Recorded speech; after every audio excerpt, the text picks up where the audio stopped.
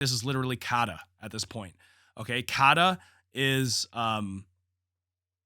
it's not real. I mean, it's like,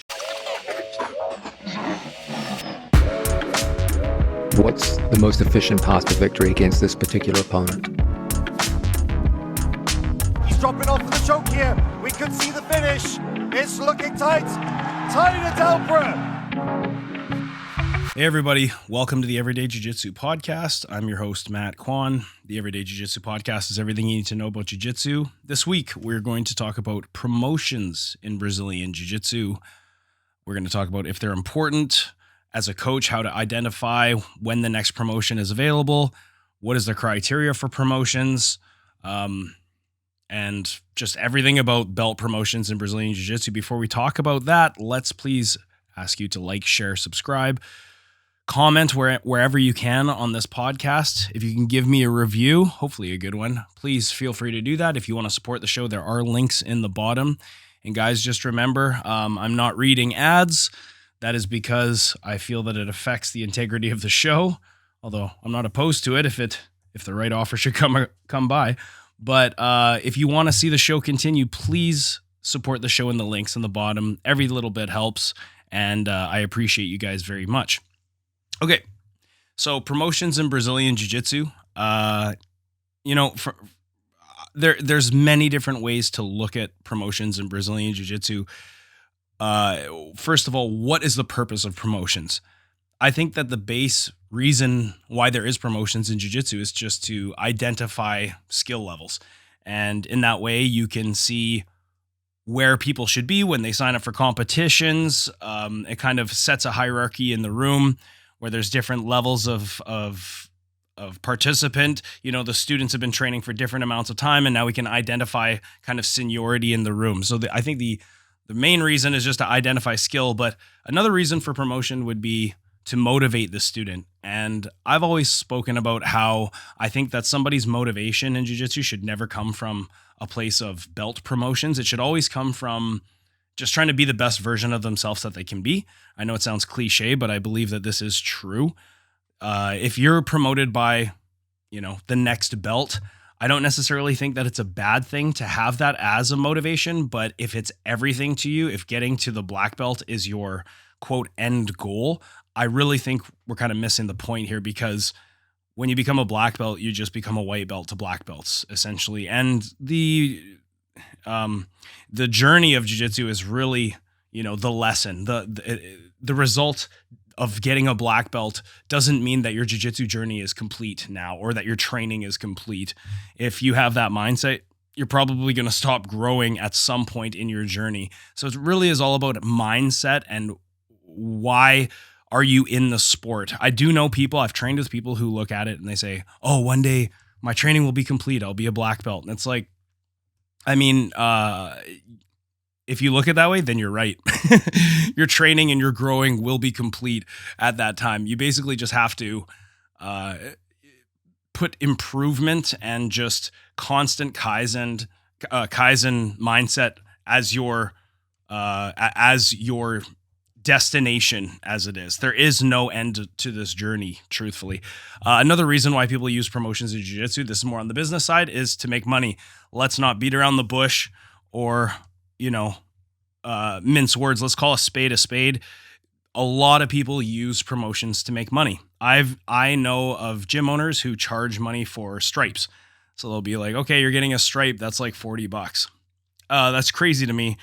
First of all, it's just a piece of hockey tape that holds no real monetary value, but at the same time, that stripe could be important to somebody. And now you're saying, okay, well, if you want it, you got to pay me money. It sets a weird precedent between, I think, the gym owner / business person and the student / customer.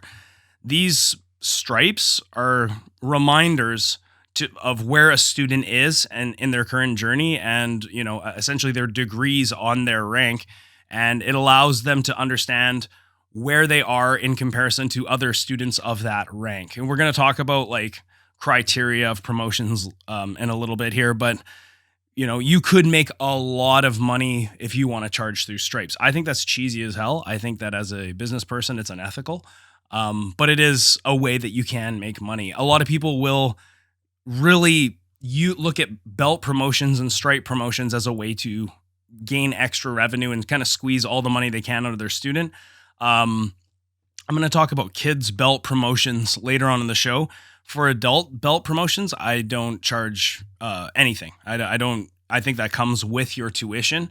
I don't charge for the belt. I don't charge for any test. I don't do tests for adults. And when I get somebody who I promote to black belt, I usually give them a nice certificate and a sword. It's just a cool tradition. Yes, it is not cheap, but how often does somebody get a black belt, right? It's a pretty special occasion. And so I look at that as kind of that's a special moment to share with someone, and to give them a commemorative gift like a sword or something cool like that, I think is very, very cool. But in terms of like the regular colored belt promotions or stripes, I don't charge a thing for that. I don't look at that as a time that I should be extracting all the money that I can out of a student. Jiu-jitsu is expensive. Let's be honest. It's not a cheap sport to train in. And so I feel that a tuition more than covers the cost that a promotion should be for an adult. I'll talk about kids belt promotions and testing later on. I have something planned for that. So also keep in mind that when we promote in Brazilian Jiu-Jitsu, that these belt promotions are more for traditional Japanese-based martial arts. So things like boxing, wrestling, kickboxing, there isn't really for these arts, there really isn't a promotion system. And, you go into a wrestling room, if it's a high-level wrestling room or a college wrestling room or whatever, or even high school wrestling rooms, in certain parts of the world, you're going to get really high level people and you don't know what quote rank they are, because there is no emphasis on rank. It's all about just improving, grinding, working as hard as you can, being more explosive, having more heart than your opponent. All of these things are way more valued than the next rank. Whereas things like Taekwondo, karate, judo, Aikido, I assume, I don't know shit about Aikido. There is a rank system. So it does seem to trickle down more from traditional martial arts as opposed to Western martial arts. And yeah, that's something that I think we need to look at and ask ourselves, how important are promotions in the grand scheme of things. So that will bring me to my next section. Are promotions really important? This is going to depend who you ask. I've shared a story on the podcast before about how I basically told my students during a belt promotion ceremony that, hey, we all know that these promotions don't even matter. And I was just I think sometimes when you haven't been promoted in so long, like myself, you forget, what it's like for that purple belt or that blue belt who's looking forward to that next promotion. You forget for the recreational athletes that this is actually a very special thing. It comes around, once or twice a year. You get a stripe or you get the next belt, and they look forward to it. And you forget as a black belt that there are people looking up to you that want to be black belts one day. So to them, promotions do matter. I remember when I was a brown belt, I told my professor at the time, I said, hey, stop giving me stripes. Like, I don't want people in competition to know my rank. I don't care. Whenever you think that I'm ready for black belt, just give me the belt. Let's not put stripes on my belt. And he said, sure. So I've always, from a young part of my journey, I wasn't even really too concerned about belt promotions. It just wasn't something that was concerning to me, but that doesn't mean that it won't be on somebody else's mind, right? And so I made that comment, and then after, one of my students messaged me and was like, hey, when you said that, it really sucked the air out of the room, and like everyone's been working really hard, and then you go and say something like that, it was kind of shitty. And I was like, oh man, you're so right. Like, I shouldn't have said that. And so it's easy for me to to forget how important promotions are to somebody else. So in terms of motivation, it shouldn't be the core foundation of somebody's motivation, in my opinion, but to say that they're not important, I think is not true. It certainly is important. People work hard in jiu-jitsu. A lot of the time they come in, especially through the earlier years, and they get fucked up every class. And when you put that piece of hockey tape on their belt, it really does remind them that, I'm working towards something that the struggling and the hard work and the dedication that I've put in, the hours and the sweat and the injuries, it's going towards something and it's being affirmed by my coach. It's they're basically, you're telling them, hey, I recognize what you're doing. I see the struggles you're going through, and I appreciate you. So that was kind of a learning moment for me when that happened. And I like to share that story with you guys and with other gym owners because you should learn from my mistake, right? I didn't mean to belittle somebody by saying that we know promotions don't matter, but really what I meant to say was, prioritize the learning and enjoy the process rather than just thinking, okay, the next belt, the next stripe, that's what I'm working towards. I want to get my black belt and then my training is complete, so to say.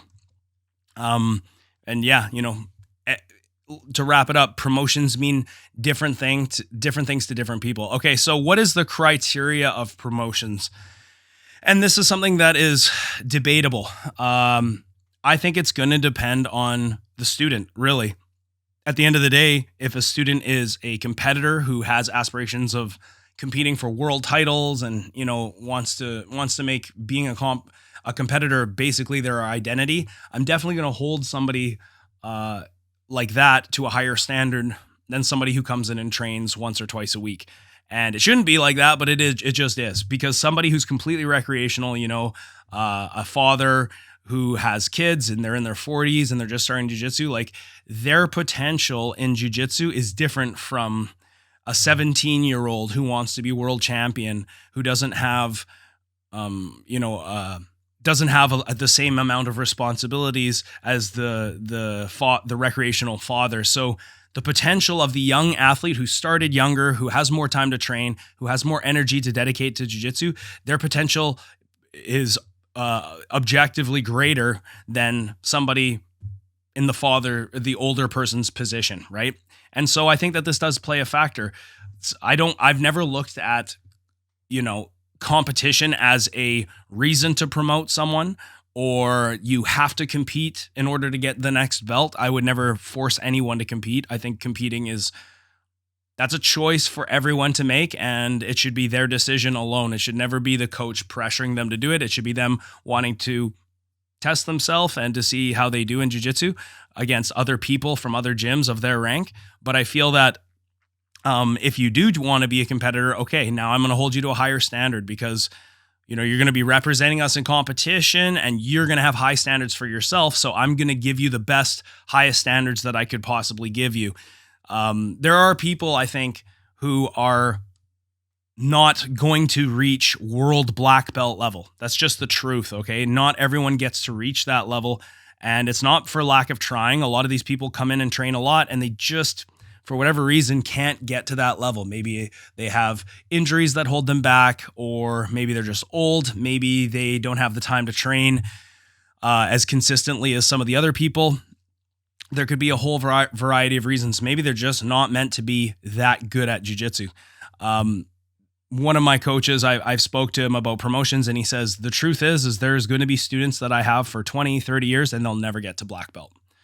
And he says that's okay, because not everyone should be a black belt. It's like getting a degree from, post-secondary education. Not everyone is going to get their master's degree, right? If everyone could get it, then everyone would be qualified for the next, for the highest paying job. And he said, basically, not everyone deserves a black belt, and so I'm not going to give everyone a black belt. I've wrestled with this, and for me as a coach, I am somewhere in the middle of the road. I do think that a meritocracy-based promotion system is ideal, and it's probably the most. It has the most integrity in terms of your standards as a coach for promotion. But somebody who comes in and trains under you for 10, 15, 20 years and, contributes to the gym, maybe they help with kids class, maybe they're contributing to the community in other ways, tournaments, fundraisers, whatever. Maybe they're helping some of the junior athletes and they can really share a lot of the things that they know with those people and be just a great presence in the gym and an ambassador of your gym and your sport, but they're maybe not world-class black belt level. Does that mean that person should never get a black belt? I don't think so. I think that person, You know, when you put in the time and you clearly are trying to improve, and you as a coach have decided that this person has reached their maximum potential, or the potential that they can reach to earn the black belt, I believe it's okay to award things like a black belt to somebody like this. I am not so strict in that, okay, well, if this person can't demonstrate, if they can't perform against world-class black belts and do okay, they don't deserve a black belt. I feel like it is true. Some people will never get to that level. They could train 100 years, they could train 5 days a week, and do all the studying, and they still just won't be able to put it together. And that is kind of a reality here. And does that mean that that person shouldn't get ever reach the black belt level? For me, I think that standards are very important. Meritocracy is important, but at the same time, people like that do deserve to be recognized for their contribution to the sport. I think it's a different thing, promoting somebody to black belt who can't escape side control on a blue belt or a purple belt. Like, that's not good. Those are things that need to be discussed, but to say that that person will never be a black belt, those are pretty extreme things to say. And as a coach, it is up to you to work with them and to try to catch them up in those areas. If you feel like, okay, well, you're not up to my standards of what a black belt is, it puts a lot of obligation on the coach to be able to bring that person up and bring them up to speed so that one day they can be a legitimate black belt. A lot of gyms, in fact, most gyms, I'd say any gym that has over 300 students, uses a visit-based criteria for promotion. So you come in, you swipe your card or whatever, and into the database it says Matt trained on Monday, Tuesday, Friday, blah, blah, blah. And so this is really good to track. For a gym owner, it's a really great way to track visits with all of your students. I actually don't have a system like this. I do have an automated payment system, but it does not track visits. It's probably one of the only downsides to the system that I use is I can't track visits. I'm not saying that I would promote based on visits, but it is good to know when people are coming in. It's if you have those metrics, it does help you kind of decide certain things and see certain trends when people are training, when they're taking time off, etc. So it's a system that can make things a lot easier, especially when you have, over 300 students. How are you going to keep track of everybody? Do these visits automatically mean that this person deserves the next promotion? For me, I've never liked that system, but all of the big box gyms, and like I said, gyms that have over, 300 students likely use this system. I think as a coach, you should be able to watch a student for a certain amount of time. You should be able to roll with them. And like I said, watch them roll with other people in their rank and people above their rank and whatever, and sort of get an idea just by watching and by feeling their game, where they are in terms of promotions. And this is kind of a challenge for everybody who's responsible for promotions. How am I going to know when somebody is ready for that? Again, meritocracy is king. And I think competitions are a great way for somebody to test themselves against other people in their rank, but it's not something that we can expect everyone to do. And you might not even be able to see that person, your student, roll with somebody else from another school who has a completely different, they're under somebody who has a completely different outlook on jiu-jitsu, and see how your student rolls with somebody else from another school of the same rank and size. We don't always get these luxuries as a coach, and so we really have to ask ourselves through objective lenses, is this person ready for the next promotion or not? Do they have the skills required for the next promotion or not? So to be honest, I don't really believe that time on the mats necessarily equates to skill. There is a thing, a lot of people say, like, it's all about the time on the mat. It can be. It depends how time is used on the mat. It depends on how the student is applying themselves. It depends on how they're applying themselves off of the mats. Just because you go to class every day, you could train 5 days a week at a shitty gym, and after 20 years, you still suck. And this is because it really is about the coaching environment. It's about the training environment. It is about your understanding of jiu-jitsu. And if you're just learning shitty things for 20 years, that doesn't mean that time equates to skill. That's why I recommend everybody does studying outside of their own professor's knowledge. I recommend that people study DVDs and go check out what Gordon and Danaher are using. I mean, the sport is changing so fast in the last 5 years. A big part of that is because of the explosion of information, because all these instructionals are now being put out.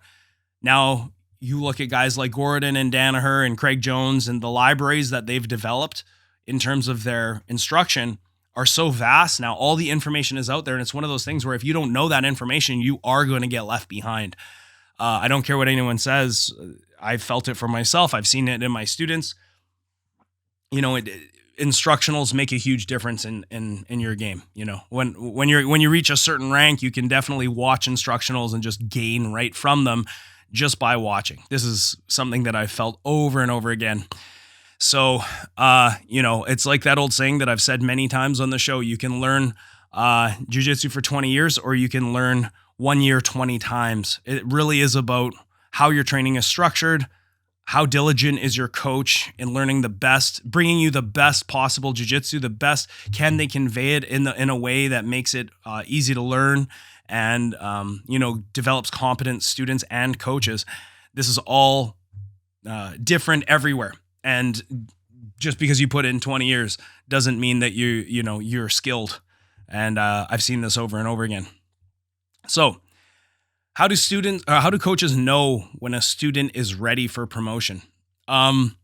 So I've heard someone say that the stripes, the degrees on a belt, represent aspects of jiu-jitsu, different aspects. So let's say there's 4 stripes to a colored belt. One could represent guard, one could represent top game, one could represent pin escapes, one could represent submission escapes, or you could even perceive it as one could represent takedowns, right? I've never really looked at it that way, but I found it was an interesting take for sure. And I could see how that could be worth something. However, what if somebody is progressing really well in their takedown and their guard game simultaneously? Are you going to give them 2 stripes at the promotion time? You might. I've done that before. I've given multiple stripes at promotions before. I don't think it's entirely uncommon.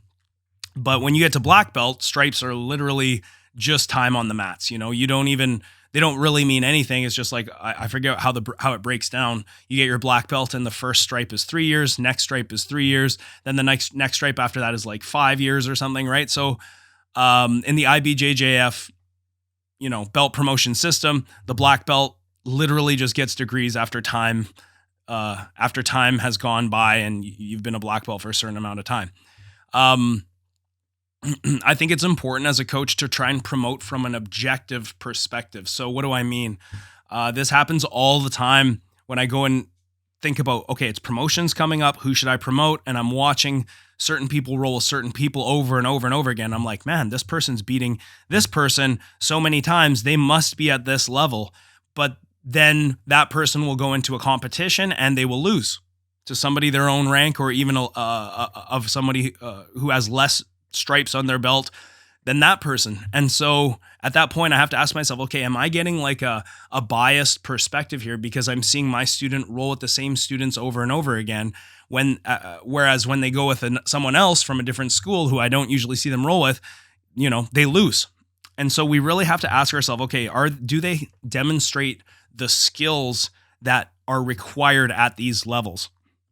And I'll go into that right now. I think I've talked about it before on the show, the different expectations that I would have at different ranks. So for the colored belts, generally, from my point of view, the white belt is all about survival. I think the white belt doesn't really need to have a lot of takedowns. I think it's important to know how to do a basic single leg, how to do a basic double leg, right? These things are important. But other than that, I don't really prioritize takedowns for white belts at all. For me, it's more about submission escapes, and hand in hand, what goes with that is the application of basic submissions, you know, upper body submissions plus an ankle lock, I think is really important. And also pin escapes. So pin escapes and distance management are kind of the main things I'm looking for in a white belt. Being able to prevent chest to chest situations from the bottom, being able to recover when their guard has been passed and escape pins. Can they prevent can they not get submitted when someone of their own size and rank is behind them trying to strangle them? Can they get back to their guard and can they recover?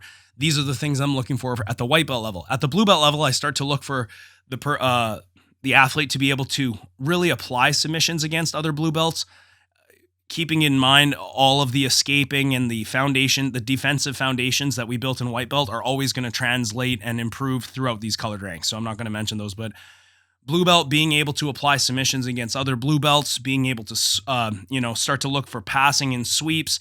And a really big thing that I'm now trying to implement in my blue belts is the ability to effectively pin somebody and take away their movement. That's a very important thing that was not part of my development as a blue belt, and I really wish that my coaches had put that into me at the time, is the ability to pin and hold someone down. Then at purple belts, it's like, okay, you're kind of halfway through your apprenticeship in jiu-jitsu as it is, and I think that a purple belt should be pretty damn skilled, should have a pretty good understanding of leg locks. I don't wait till brown belt to teach leg locks. I think that's foolish. I teach, leg locks from an early level. Even I have a kids class every Friday. I teach leg locks to kids, and so far no injuries. And you might ask yourself, why would you do that? Because they can't use them in competition, but it's just more knowledge. It's just more understanding of the skill of leg pummeling and ashigarami. So I think that it is quite valuable to teach kids leg locks, even from a young age, even when they can't use them. Knowledge is power. And then they're never going to be uncomfortable in leg entanglement scenarios. But a purple belt should have a good understanding of leg locks. They should be able to get to the back. They should be pretty decent and confident on the feet, in my opinion. So they should develop top game, takedown game, and be pretty damn skilled at that point. They got to understand how to do basic berimbolo stuff, crab ride stuff. That's sort of what I look for purple belt. And then when you get to your brown belt, that to me is... Brown belts are like your intern black belt. Like a lot of brown belts are operating at a black belt level at the world stage. If you're a brown belt, you should have a pretty complete game. You should definitely understand how all leg locks work, be comfortable in leg entanglements, be able to extract and avoid leg entanglements. You should be able to, all the defensive stuff we talked about, very important, and basically be a master of jiu-jitsu. And then when you're a black belt, you're basically just a reinforced brown belt. Again, good in all areas. I don't think you have to be a master of anything, but it is good if you have some specialties, and you need to be good everywhere. So those are kind of the things that I look for. So when I look at a student and I watch them roll, these are kind of the criteria that I'm basing potential promotions on. If there's a white belt who has, every time they get their flattened out in the half guard and they have no ability to recover from there, they're not ready for their blue belt yet, right? Okay.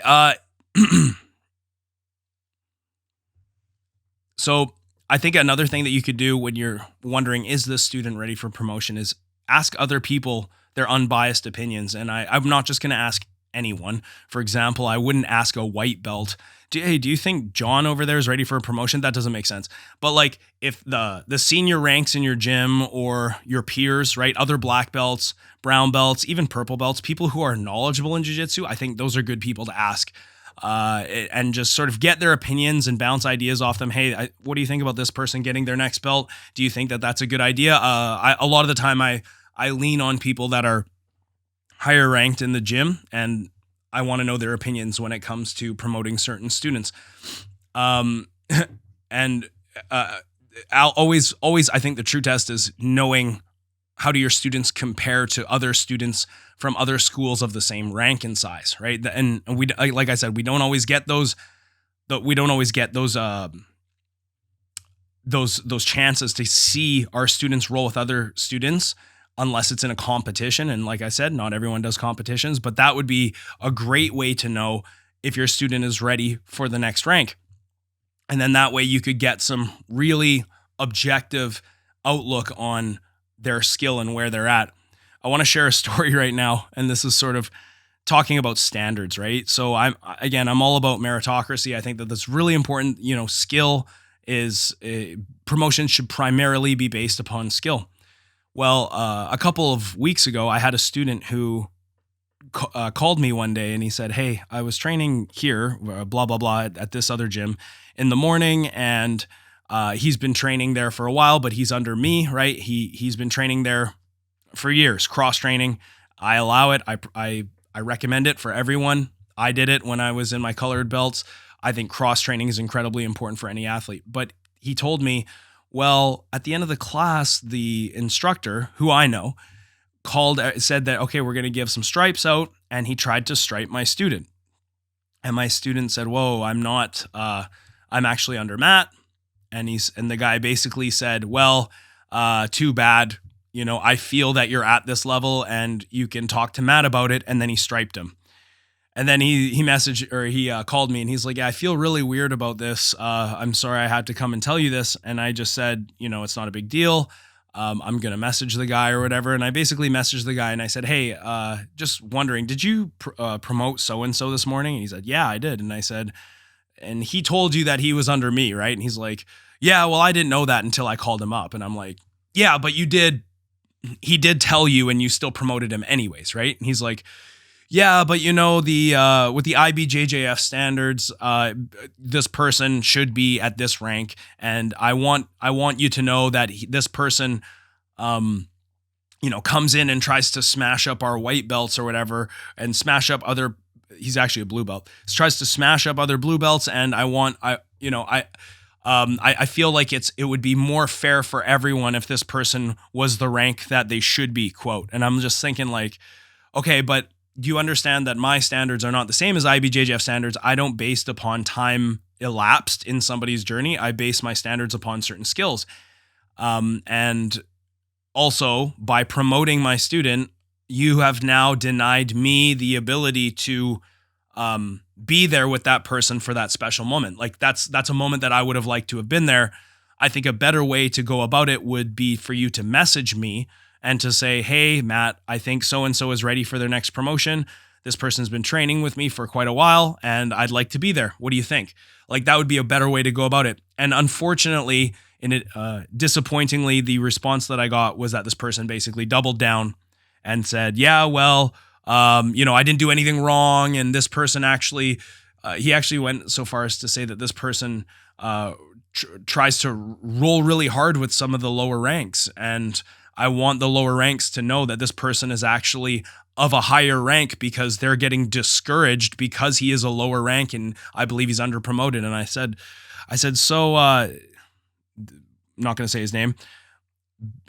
So this person, so you think that my student is rolling too hard with the other students, which he doesn't, by the way, he doesn't roll too hard. He's rolling too hard with the other students. So instead of trying to coach him and trying to tell him to tone things down, you're actually promoting him. And it's such an interesting outlook on promotions, I thought, coming from somebody else, a black belt, right?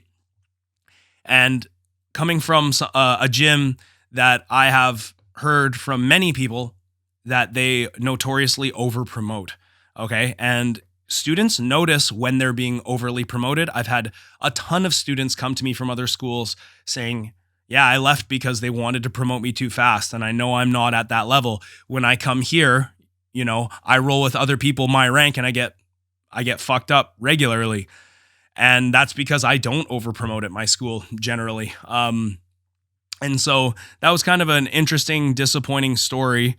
But I wasn't rude about it. I wasn't aggressive about it. I could have very well gone to that person and been like, dude, you promoted my student. What the fuck is wrong with you? Like, why would you do that? But I didn't take that attitude with it because I was more curious as to why he would do something like that. And I wanted to know his reasoning for it. And if he would double down on it, which unfortunately he did.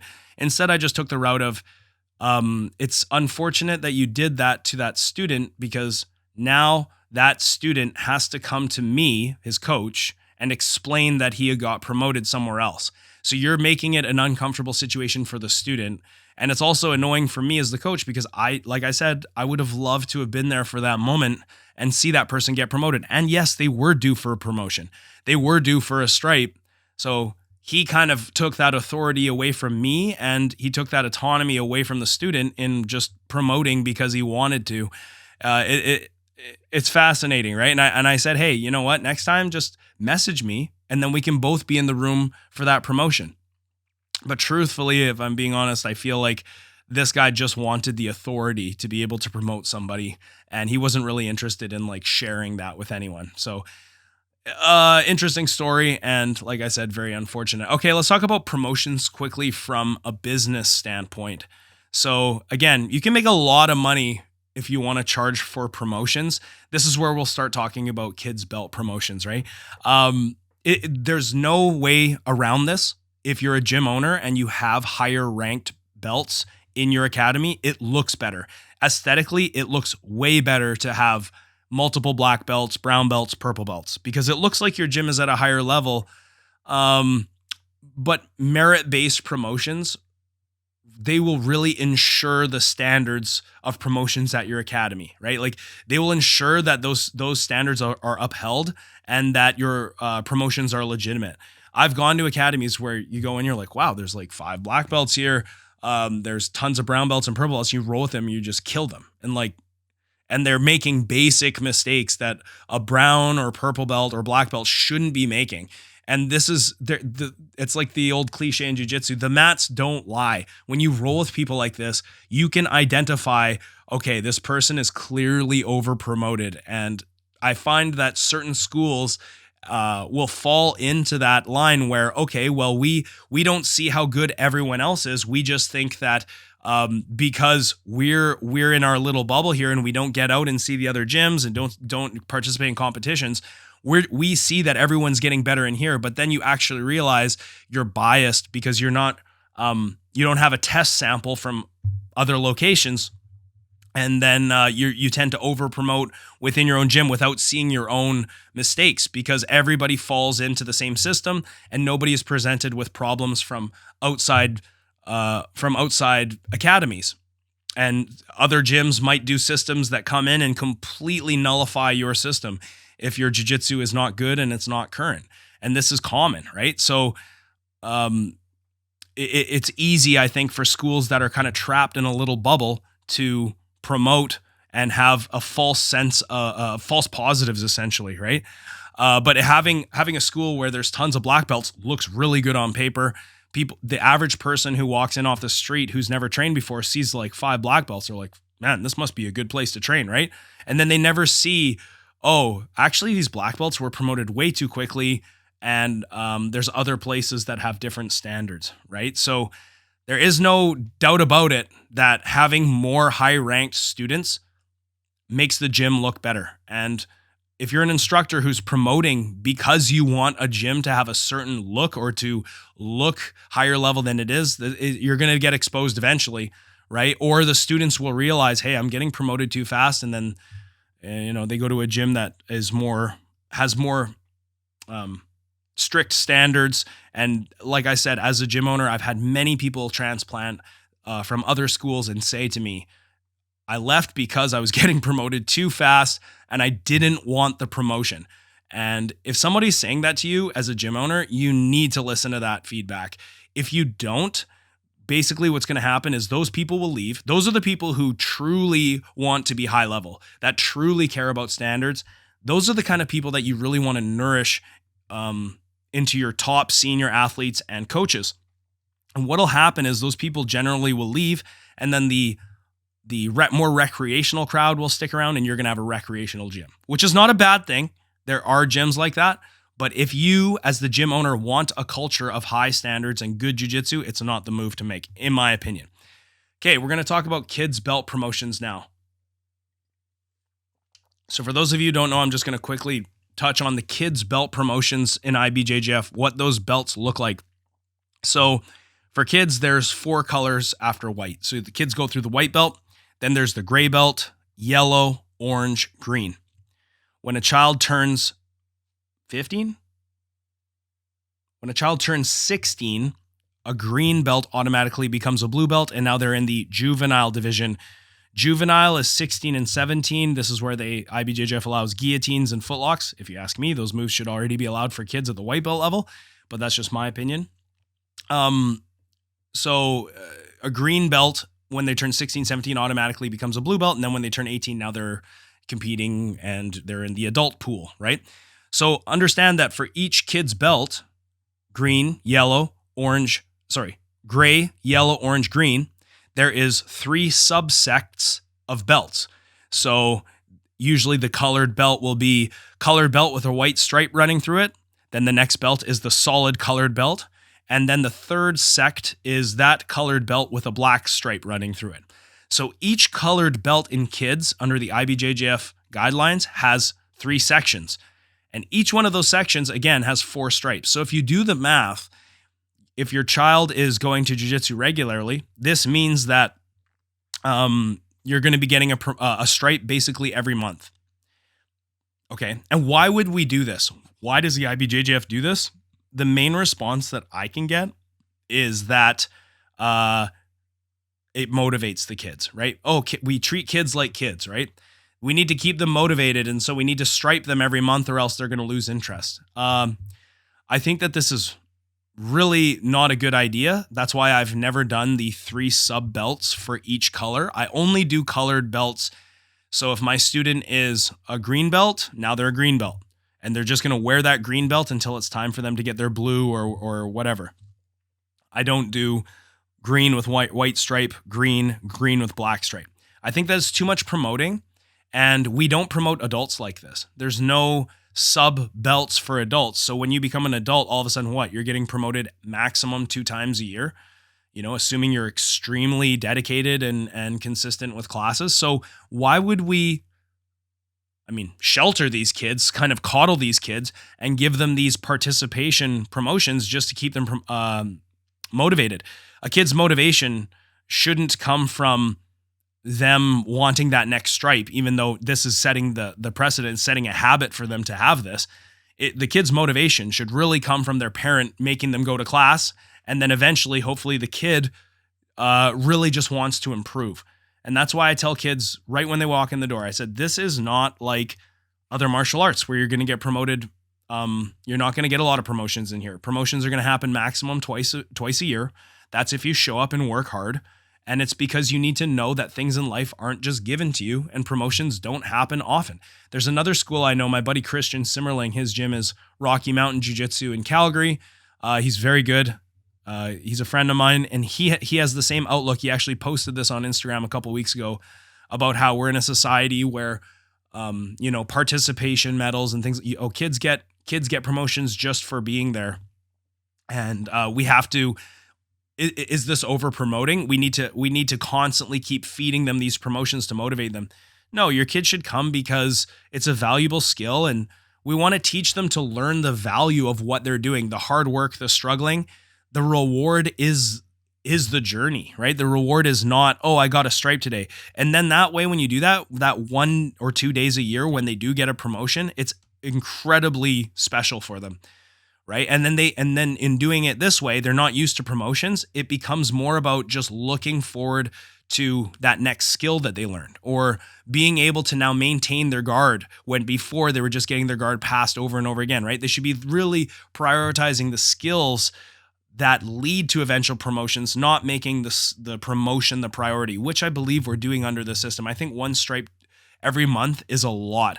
Another thing is, and this is my downfall as a business owner, is if I was giving each one of my kids a new belt so what would that work out to? It would probably work out to a new belt, every, 6 months or something like that. Like, we're talking, I could be making quite a bit of money on this. I could say, okay, belt, your next belt is coming up. I'm going to charge you $100 for the next belt. Like, you could totally make that a lucrative business model. Do I think it's ethical? Not really, because a green belt with a white stripe going through it is in the same division in a tournament as a green belt with a black stripe, is the same division as a green belt flat color belt. So if they're going to be lumped together in a tournament anyways, what's the point of this other than just to keep feeding them stripes to get them to come to class? Again, the stripes don't make the kids come to class, the parents do. If your kid doesn't like doing jiu-jitsu, I think that's okay. Just get them into something that gives them discipline, and ideally something that can help them defend themselves, right? So that's why I think that's the main reason why I think kids should do jiu-jitsu. And it is up to the parent to show them, hey, we're doing this because there's a value in it, not because you're going to get a stripe next week, right? So yeah, personally, I think that is over promoting. That's why I don't do the sub belts. And I'm denying myself a lot of money doing that, but I think it's honestly a better way to run a kids program. You got to ask yourself, does that have a positive or a negative effect on the child when you're giving them all those promotions? For me, I think it's a negative effect because the child is now just constantly looking forward to that next stripe. That should never be the motivation in jiu-jitsu. It's not your motivation when you're an adult, and promotions are going to really become slim once you become an adult. So why condition them to this over and over again as a child? Excuse me, just getting over a cold here. All right, let's talk about belt tests. So, as I said earlier in the show, I don't really like belt tests for adults. I have been in gyms where they do belt tests for adults. I have mixed feelings about it. I think belt tests can be good. If a belt test is essentially a private with the professor, I think that there can be value in that. However, if the belt test for an adult is mandatory, I think now we're getting into a situation where we're forcing people to pay us money when maybe they don't want to or maybe they can't. And what, are we going to withhold a promotion from an adult because they don't want to pay for a belt test? I think privates should be optional, right? That being said, I do know people that have said, yes, I did a belt test with so-and-so and I found it very, very beneficial. So really the question for me is there value in it? If the belt test can add value to the student, whether it's an adult or a child, I think it can be worth it. I just don't like the idea of an adult doing a mandatory belt test. That's why I don't do belt tests for adults. I do them for kids though, because I want to spend a portion of time with that kid solo where I can sort of assess their game. And I'll give you some examples of my belt tests in a second. I don't think my belt tests are the same as other belt tests. So a lot of people will do, really, how can we make belt tests more effective? I've seen belt tests from other schools where they're like, okay, you have to learn 24 moves and you get your blue belt.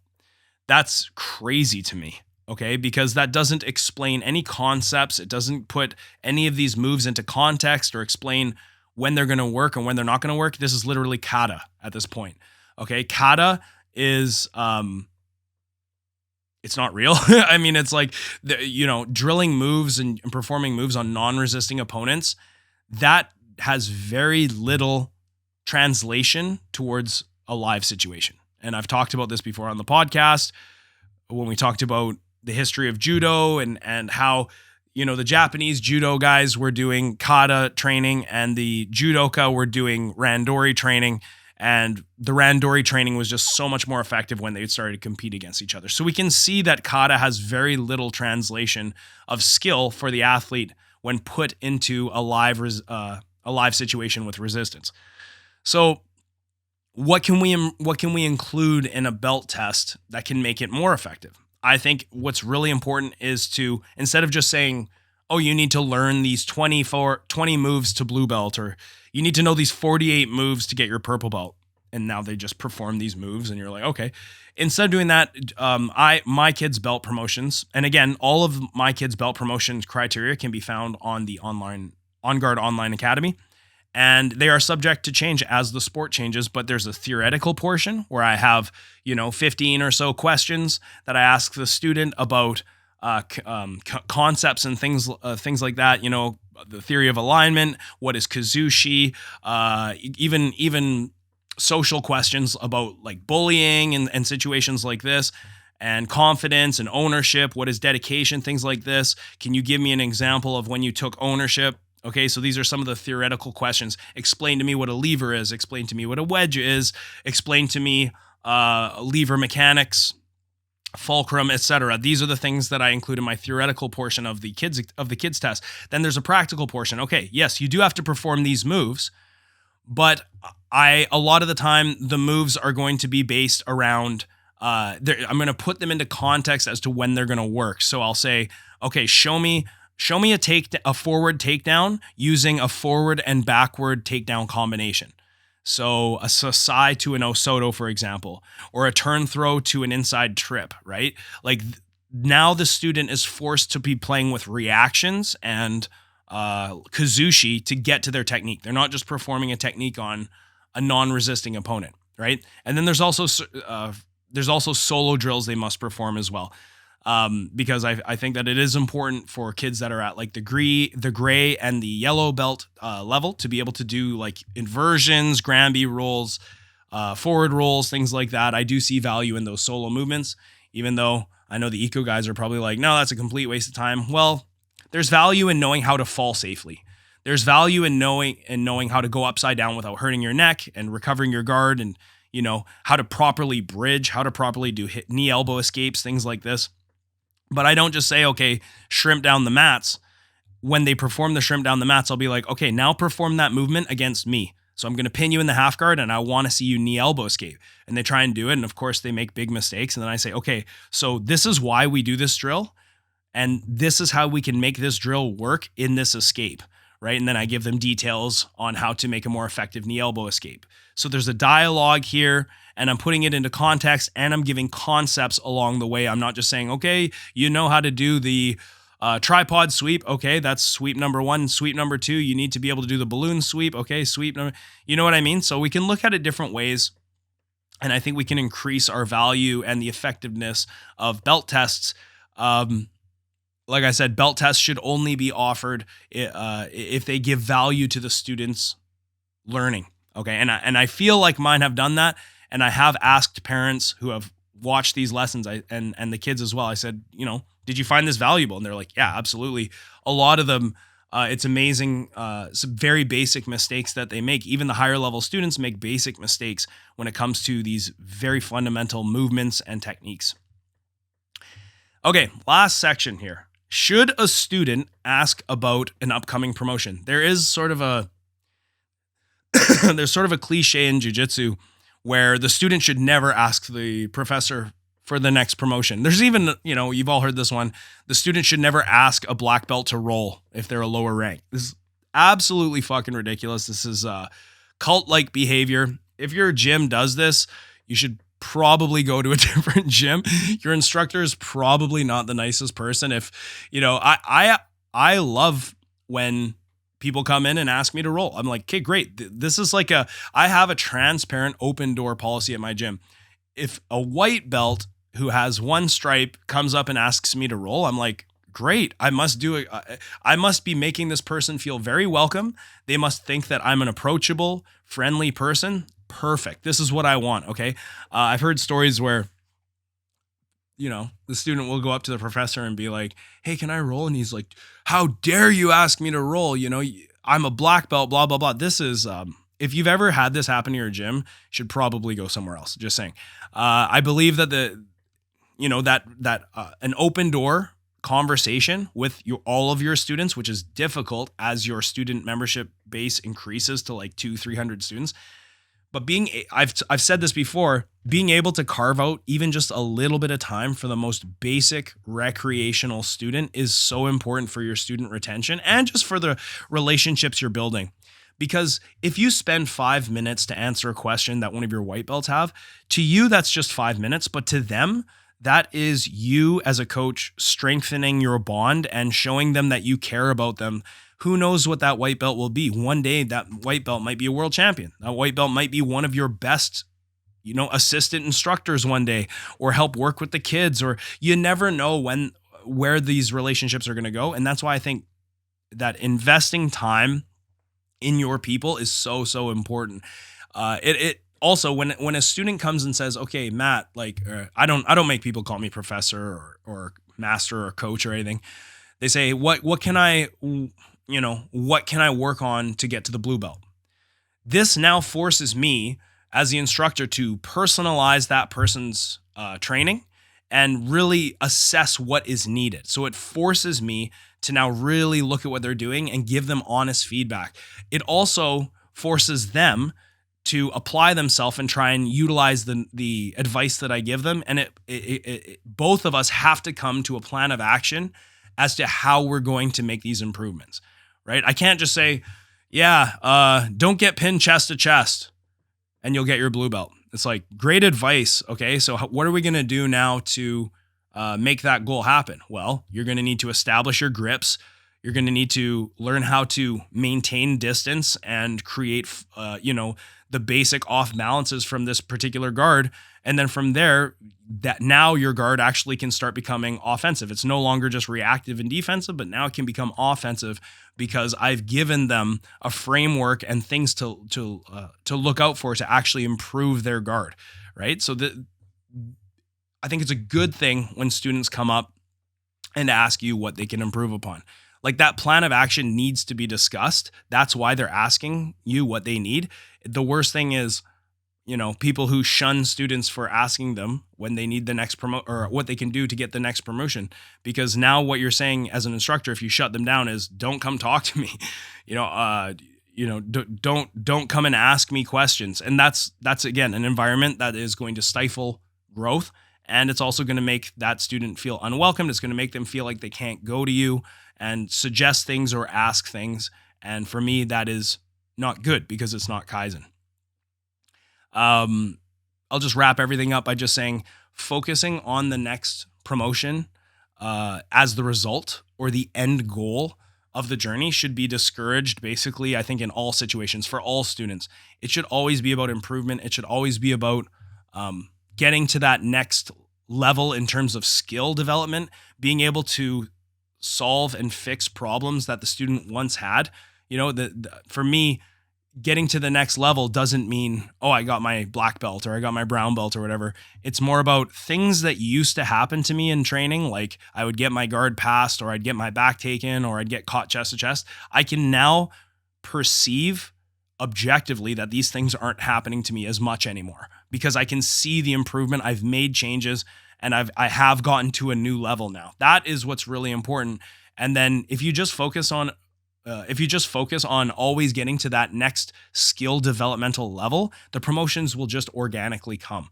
Okay. And again, yes, you need to show up. You need to be consistent. This is a really huge factor when it comes to promotions. You do need to put your time in.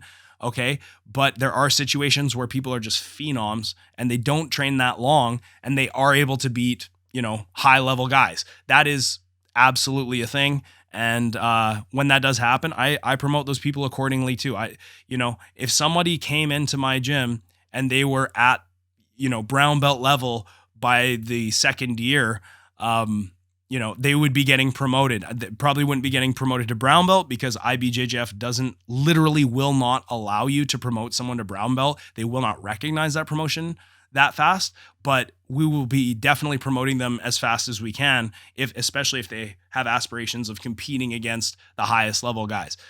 I didn't really talk about that much about how IBJJF has standards in place so that you can't promote somebody in their third year to black belt. That's why like Helena Cravar is a blue belt and everyone's like, oh, she's getting sandbagged. Why does Danaher sandbag her? And the truth is that he has to, because she wants to do IBJJF competitions in both gi and no gi, and he cannot give her a black belt yet, even though she literally beats black belts at the world level. He can't give that to her because IBJJF literally will not recognize that rank. So, if somebody is a phenom like Helena Cravar and they come in, you do have to play within the IBJJF rule set in that way, but that doesn't mean you can't put that person into the advanced division at ADCC and let them go wild, right? So there are going to be platforms for somebody who's that good and who wants to compete. There are going to be platforms for them to compete in, just not going to be IBJJF, unfortunately. But yeah, focusing on next promotion it shouldn't be the end goal. It should always be about improvement, and then with enough consistency and improvement, the promotions come. Anyways, guys, that's the episode for today. I hope you enjoyed it. I hope you found it not too boring. Again, if you want to support the show, please check out the links in the bottom. You could buy some sweet Everyday Jiu-Jitsu podcast merchandise. Also, my online academy is always there.